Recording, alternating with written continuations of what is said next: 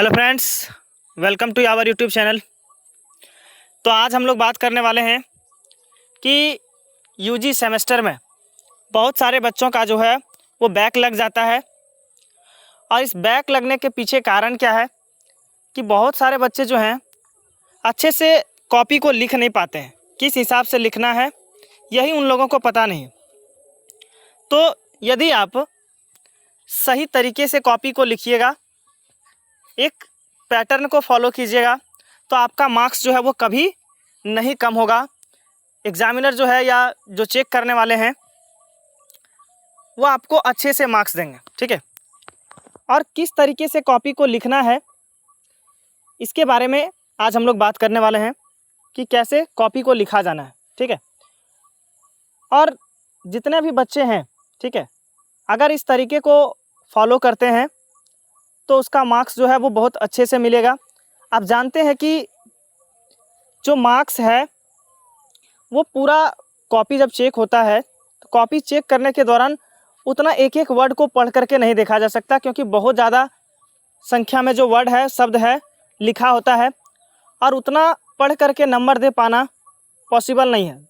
तो जो चेक करने वाले होते हैं वो लिखते कैसे, नंबर मार्क्स देते कैसे हैं, तो हम लोग उसी चीज़ को आज जानेंगे। तो चलिए देखते हैं, स्टार्ट करते हैं।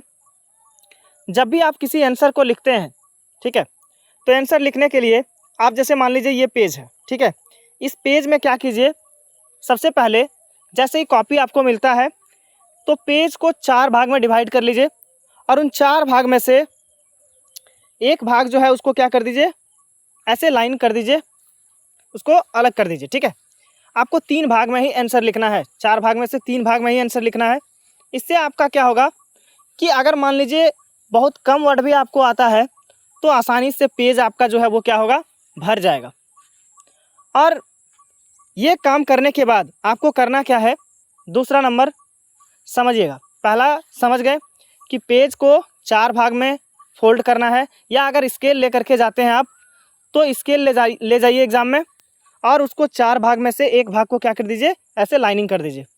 लाइनिंग करने के बाद आपको करना क्या है, आपको कम से कम 2 कलर्स का पेन यूज करना है, ब्लू और ब्लैक। या हो सकता है अगर आप ब्लैक लेके नहीं जाते तो पेंसिल ले जाइए, पेंसिल भी बहुत अच्छा वर्क करेगा, उससे और ज़्यादा मार्क्स जो है आपका इंक्रीज़ करेगा। ठीक है।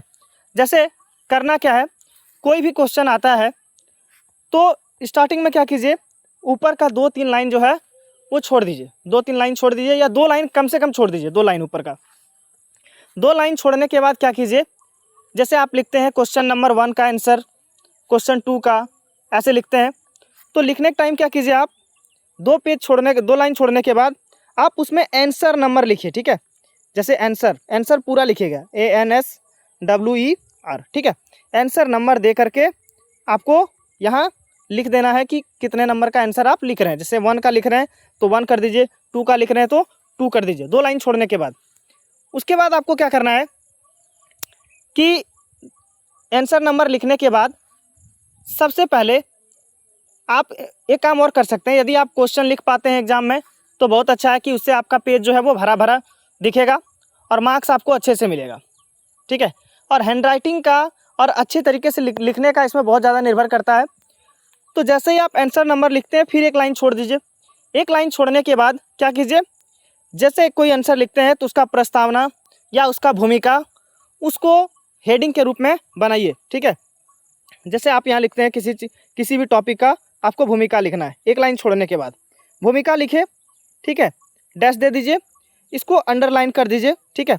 और ये जो हेडिंग आप भूमिका लिखते हैं या कोई मेन टॉपिक को लिखते हैं तो उसको ब्लैक कलर से यूज कीजिए या पेंसिल का यूज कीजिए, और इसको लिखने के बाद फिर एक लाइन छोड़ दीजिए। एक लाइन छोड़ने के बाद आपको क्या करना है, वहाँ से भूमिका को लिखना स्टार्ट करना है। ठीक है। जैसे भूमिका को लिखते हैं, लिखने के बाद, ठीक है, जैसे 3-4 लाइन 5 लाइन लिखे, 5 लाइन लिखने के बाद आपको जैसे ही दूसरा टॉपिक आता है, जैसे यहाँ देखिए लिखे हैं हम, ठीक है, पाकिस्तान के बारे में, उससे पहले उसका प्रस्तावना लिखा है। ठीक है। तो जैसे पाकिस्तान के बारे में लिखे तो फिर पाकिस्तान को लिखने के बाद उसको भी क्या करना है, अंडरलाइन करना है और ब्लैक पेन का यूज करना है। फिर एक लाइन छोड़ने के बाद आपको क्या करना है, आंसर लिखना स्टार्ट करना है उसका। इससे क्या होगा कि आपका पेज जो है वो ज़्यादा जल्दी भरेगा और जो चेक करने वाले हैं उसको लगेगा भी नहीं कि ये पेज भरने के कारण ऐसा कर रहा है। ठीक है, एक एक लाइन 2 लाइन छोड़ना है। ठीक, लिखने के बाद आपको क्या करना है कि इसके बाद अगर आपका कोई क्वेश्चन आंसर 10 मार्क्स का है, कितना मार्क्स का, 10 मार्क्स का क्वेश्चन आता है, तो 10 मार्क्स का क्वेश्चन में कम से कम आपको कम से कम 4 से 4.5 पेज आपको आंसर लिखना होगा। अगर इससे कम लिखते हैं तो आपको जो है पूरा मार्क्स नहीं मिलेगा। और यदि आपका हैंड राइटिंग ख़राब है, बहुत सारे बच्चों का यही प्रॉब्लम है कि सर हैंड राइटिंग सही नहीं है, तो यदि हैंड राइटिंग सही नहीं है तो आप थोड़ा वर्ड को थोड़ा डिफरेंस में लिखिएगा, थोड़ा अलग करके लिखिएगा, तो वो आपका सही से दिखेगा और क्लियर दिखेगा। ठीक है, 10 मार्क्स के क्वेश्चन के लिए आपको कम से कम 4 4.5 पेज आपको लिखना पड़ेगा। ठीक है, और यदि कोई क्वेश्चन आंसर, मान लीजिए कोई क्वेश्चन आंसर आपका यहाँ पर आकर के पेज के एंड के 3-4, मान लीजिए 3-4 लाइन बच गया, वहाँ से लिखना स्टार्ट कर देते हैं, वहाँ ख़त्म हुआ फिर उसके नीचे से लिखना स्टार्ट कर देते हैं। ये गलती नहीं कीजिए। ठीक है, इससे क्या होगा, अगर मान लीजिए आधा पेज भी रह गया है तो उसको छोड़ दीजिए। ठीक है, उसके बाद अगला क्वेश्चन आधा से मान लीजिए कम ही है तो उसमें लिख लीजिए, कोई दिक्कत नहीं है। लेकिन मान लीजिए अगर आधा पेज में आकर के कोई आंसर आपका ख़त्म होता है तो उस पेज को छोड़ दीजिए। ठीक, उसके अगले पेज में फिर आपको वही पैटर्न फॉलो करना है। ठीक है, जैसे आंसर नंबर लिखे, आंसर नंबर 3 का, ठीक है 3 का लिख दिए, फिर उसका भूमिका लिखे, फिर उसके बाद उसके आंसर को लिखते गए। अगर इस तरह से लिखते हैं तो बहुत ज़्यादा वर्ड भी आपको याद नहीं रखना होगा, बहुत ज़्यादा आपको दिमाग भी नहीं लगाना होगा, और पेज आपका आसानी से क्या हो जाएगा, भर जाएगा, और कॉपी देखने में भी सुंदर लगेगा, एक पैटर्न में लगेगा, जिससे चेक करने वाले को लगेगा कि नहीं इन्होंने आंसर को सही तरीके से लिखा है, और आपको पूरा मार्क्स उसमें मिल जाएगा। अगर मान लीजिए आप 5 मार्क्स का क्वेश्चन करते हैं, ठीक है 5 मार्क्स का क्वेश्चन, तो 5 मार्क्स के क्वेश्चन के लिए आपको कम से कम 2.5 पेज जो है वो आपको आंसर लिखना होगा, 2.5 से 3 पेज, 2.5 पेज तो कम से कम लिखना ही है। ठीक है, अगर उतना नहीं लिखते हैं तो आपको पूरा मार्क्स जो है वो नहीं मिलेगा। ठीक, तो उसके लिए भी आपको यही पैटर्न फॉलो करना है 5 मार्क्स के लिए भी, कि पहले आंसर नंबर लिखिए, आंसर नंबर लिखने के बाद उसका भूमिका लिखिए, उसके टॉपिकों को लिखिए, और टॉपिक को हम बार बार बता रहे हैं, टॉपिक को ब्लैक पेन से यूज कीजिएगा, ब्लैक पेन से यूज कीजिएगा, कोशिश कीजिएगा लिखने का, और ब्लैक पेन लेके ही जाइए एग्जाम में, उससे आपका कॉपी बहुत ज़्यादा सुंदर दिखेगा, या तो फिर पेंसिल ले जाइए और आपको पूरा मार्क्स मिलेगा। इसके अलावा आपको करना क्या है कि अगर कोई आंसर जो है लिखते टाइम, ठीक है कोई गलत भी हो जाता है, कोई वर्ड गलत लिखा जाता है, तो आप क्या करते हैं कि पूरा उसको जैसे तैसे ऐसे मान लीजिए काट देते हैं। तो वो तरीका मत अपनाइए काटने का। अगर मान लीजिए पूरा गलत है, 2-4 लाइन लिखिए वो गलत है, तो उसको आपको सिंपली करना क्या है कि एक डॉट के लाइन से ऐसे कट कर देना है। पूरा आपको ऐसे करके नहीं काटना है, जैसे बच्चा जैसा आपको नहीं करना है। ये तरीका जो है वो गलत है, और लगेगा कॉपी भी आपको देखने में बहुत ज़्यादा गंदा लगेगा, और उससे आपका मार्क्स भी क्या हो जाएगा, कट जाएगा। तो आपको करना क्या है, समझ में आया? अगर इस तरीके को आप फॉलो करते हैं, जैसे मान लीजिए लास्ट में जैसे निष्कर्ष लिखते हैं, तो निष्कर्ष लिखने सीखिए आप। ठीक है, मेन जो टॉपिक है, जब क्वेश्चन आंसर याद करते हैं तो मेन टॉपिकों को याद रखिए। ठीक है, और वो टॉपिक बहुत ज़्यादा इंपॉर्टेंट होता है।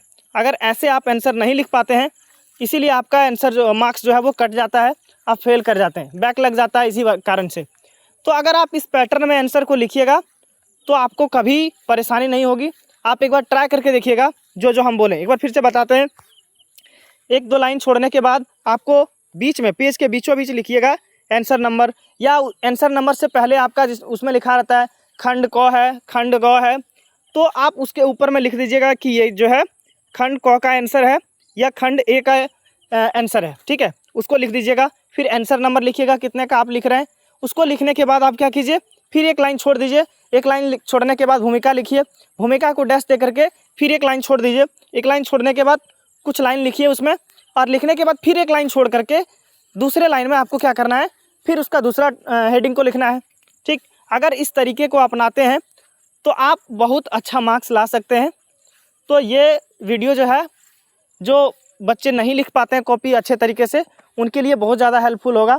और ये तरीका आप फॉलो करके देखिए, आप बहुत अच्छा मार्क्स मिलेगा आपको एग्ज़ाम में। ठीक है, तो आज के लिए बस इतना ही। अगर वीडियो अच्छा लगा हो तो ज़्यादा से ज़्यादा शेयर कीजिएगा और चैनल को सब्सक्राइब कर दीजिएगा। धन्यवाद।